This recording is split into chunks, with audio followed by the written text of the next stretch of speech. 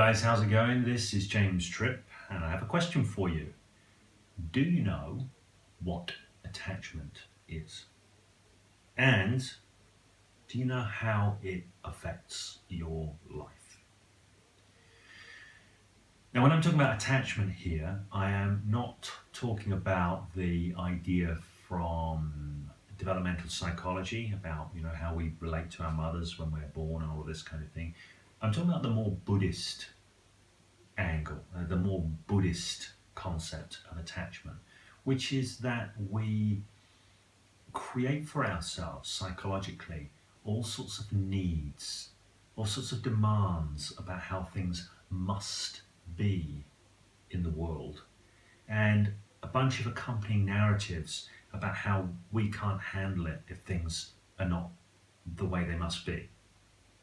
So we end up basically becoming quite needy, either overtly very needy or subtly very needy, and also very fearful as well, because we might be fearful that we might lose something that we must have, that we believe we must have for our well-being, or that we will never attain something that we must have for our well-being, or we become fearful that we won't be able to handle a certain outcome. It will be absolutely terrible if that outcome comes about. And we end up playing small in life as a result, playing way, way smaller than our capacity and our potential would otherwise allow us to be. Now, this is a huge issue. It's huge. It's a part of every single problem that human beings have in many ways. So it's certainly part of what stops them from being a solution to problems, to being the solution that they could be. I work with clients making changes in their lives. I used to do a lot more issue-specific change work. These days I do a lot more coaching. I assist people in becoming who they wish to be in order to bring the things they want to bring into their lives and into the world into being. Now, when people are not being themselves at their best, when people are not being themselves at their best, that's always a part of the problem. When people are being themselves at their best, what they find is they have access to the intelligence of their whole system. They have access to the totality of their resourcefulness, because they're in a real kind of expanded way of being. But as soon as people get hooked up in their attachments, they get locked down, shut down, fearful, caught, hooked up. They end up in very narrow reactive reality tunnels that exclude much of their resourcefulness. So, maybe they're dealing with real world problems, but the question is, how are they meeting those real world problems? Are they meeting them at their best? Are they meeting them at their full, their fully expanded resourcefulness? Are they flowing creatively, generating useful solutions? Or are they stopping themselves, pulling at the jump, hanging back, locked up, fearful, locked down, shut down? So professionally speaking, a lot of the work that I'm doing is I'm helping people to transcend those attachments. I'm helping people to transcend those attachments, because when they transcend the attachments, they become free to flow with the unfolding of life, free to engage generatively, free to operate in real time, be present, be connected to their center, their full base of resourcefulness. Now,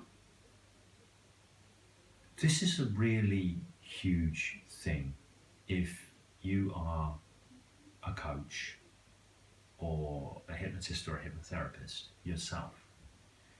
And when I say it, it might not be for the obvious reasons. I'm not saying it's a really huge thing because you want to be able to help your clients let go of attachments, transcend attachment, and become more fully who they are. Of course you want to be able to do that.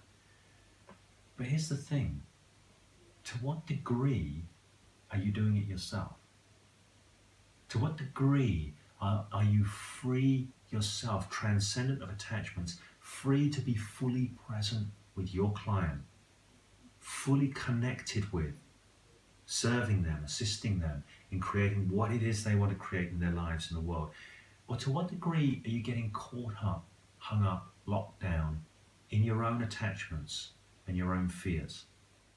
Now, if it's more the latter than the former, then that is going to be problematic, particularly in terms of you doing the very best work that you can do for your clients. When people learn coaching, they learn hypnosis, they learn hypnotherapy, they tend to learn from the perspective of techniques and skills and understandings and all of these things. This is the place we have to learn from. It's the doing place. We learn to do.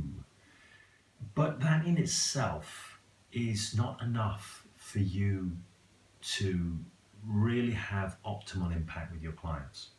I mean, it's the place we have to start, and it can often be enough.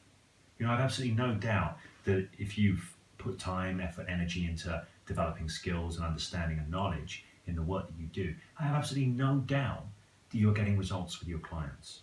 Absolutely no doubt.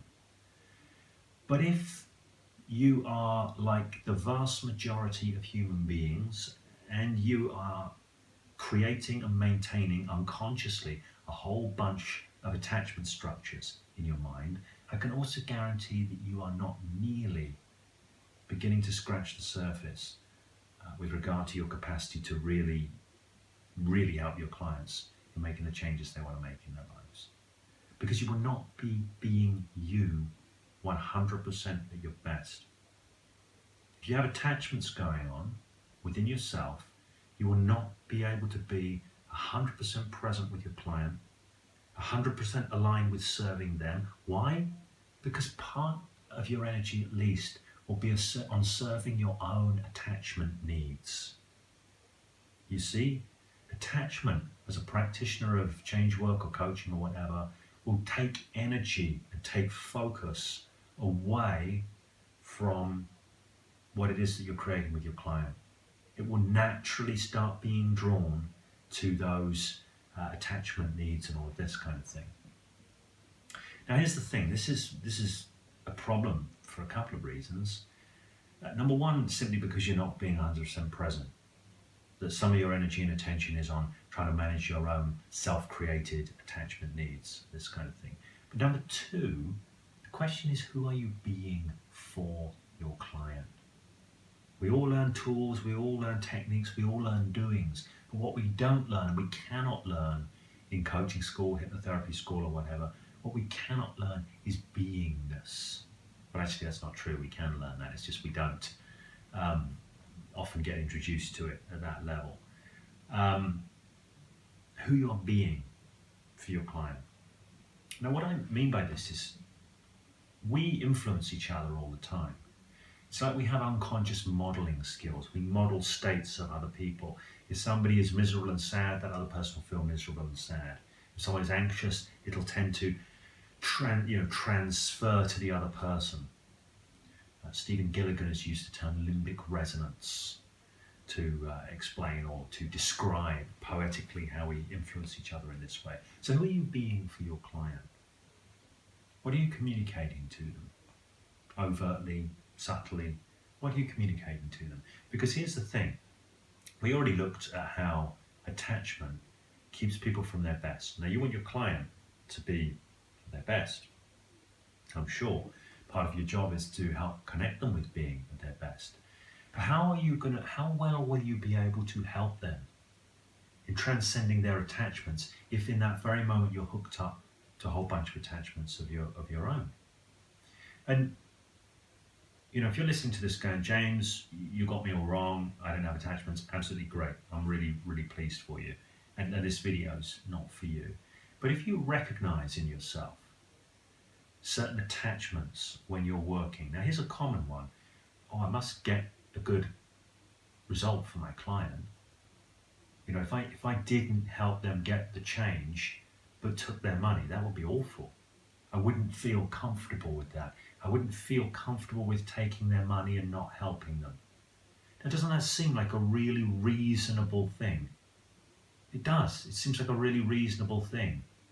But on another level, if there is a need, if there is a, it would be terrible if there's a, I couldn't handle it if, I would be uncomfortable with it, I wouldn't be able to be with that. If there's any of that going on there, you have an attachment. And the ironic thing about attachments is they tend to set up self-fulfilling prophecies. Imagine for a moment that your focus creates your reality. Well, when you have an attachment, where is your focus going? I must not fail the client. I must not fail the client. It ends up setting up a mechanism by which there's a self-fulfilling prophecy. You cannot be at your best when you're inside of that fear. So it increases the likelihood of, quote unquote, failing the client. You see, that's the irony. That's the irony. This is why in relationships you see needy people. The more they need, the more they have attachments. I must have this person in order for my well-being, in order for me to be complete. It pushes people away. I must have the outcome. It pushes the outcome away. It will be terrible if they think that I'm incompetent. It draws that perception in. You know, your focus creates your reality.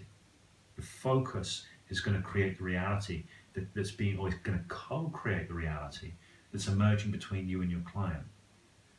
So being able to transcend these attachments so you can be fully present with your client and what it is that your client wants to create in terms of outcome, results, these kind of things, is really key. Otherwise, you're going to model the very thing that you want to be able to help your client transcend, which is not a useful thing. It's not a useful thing at all. So if you are a hypnotist, a hypnotherapist, or a coach, and this is resonating with you, if you ever find yourself worrying about taking money and not giving the client good value, okay, do you habitually charge really low fees? Is that one of the things you do? A lot of people do.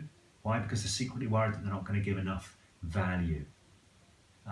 There's all sorts of places this shows up. You ever feel anxious before a client comes in, wondering whether you're about to really help them or not? There you go. It's attachment issues. It's going to stop you being your best. Let me say this. A few years ago, I saw a fellow coach post on Facebook something like, I've just realized there is absolutely nothing I can do to help my clients. And at the time, I thought, that's an interesting thing to proclaim. That's an interesting thing to proclaim. A lot of people would be afraid to proclaim that because they would be worried about how they would come across and whether they would lose clients. Attachment.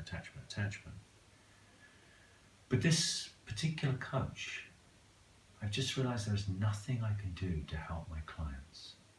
He's not only thinking that, he's saying it out loud. And he said, and it's wonderful. Now, most people wouldn't have understood that, but I understood that to be the transcendence of attachment. It's wonderful. There's nothing I can do to help my clients. It's probably not true, but it's a wonderful place of attachment. And of course, there's still everything that he can be to help his clients. So if this is resonating with you, if this is of interest to you, if you would like to unhook, if you would like to root out your own attachments and unhook from them, and I can tell you, why wouldn't you want to do that? Because it means a freer life, a lighter life, an easier life, a life where you can just show up and engage without having to worry, fear, hang back, any of that. A life of greater efficacy in your endeavors. If this is of interest to you, I would like to invite you to take part in a 4-part online training program that I'm running. I don't like the term training program, but I'm calling it this anyway. It sounds very mechanical, and what we're doing is going beyond the mechanical with this. In this program, 4 parts, 4 live parts, I'm going to share with you some understandings, and I'm going to share with you some techniques as well. Understandings, knowledge, and techniques. This is what I'm going to be sharing with you. The techniques that you can use for yourself to self-coach, to start unhooking your own attachments and going beyond them. The understandings in themselves will start to unhook you because they will enable you to become a better witness to your own processes, enable you to be able to see and lovingly call yourself out on your own attachments, which is a very, very powerful thing to do. Now, the benefits of this program are twofold. The primary benefit is that it's for you. It's for you. It's for you to be able to transcend your attachments so you can show up and be yourself at your best for your client. To be as present with them as you need to be to have the biggest amount of impact that's possible. That's the primary level. But of course there's a secondary level as well, which is that everything that you learn, you can use with your clients as well. And as we've already seen, attachment is always an issue. People are always showing up through attachments. Why? Because we're human beings. It's part of the package. It's the bug in the system.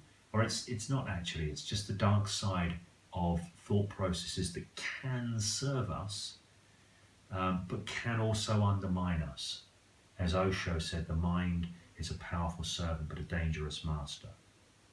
So this program is about operating on two levels. It's called Beyond the Subtle Fears.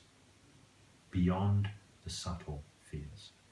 And it's specifically for coaches, hypnotists and hypnotherapists, and it's about transcending attachment. So Beyond the Subtle Fears, transcending attachment for coaches, hypnotists and hypnotherapists.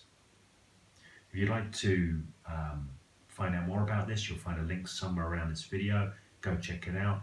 Jump on the training. As I say, it's a 4-part training. It will probably be a part 5, a follow-up Q&A. If you did the Freestyle Mindshifters Toolkit, you'll be familiar with the format already. Same format. If you have any questions about anything I've said in this video, please do find a comment section near the video, ask the questions. And if you're watching this video on YouTube, do hit like. And if you're not subscribed to the channel, please do subscribe as well. If you're watching this video somewhere else, hey, you can go to YouTube, hit like and subscribe. And of course, share the video with any friends who may find the information useful. Okay, that's all that needs to be said right now. If you are going to be joining me on the program, Beyond the Subtle Fears, I look forward to continuing the conversation and sharing a lot more very juicy stuff.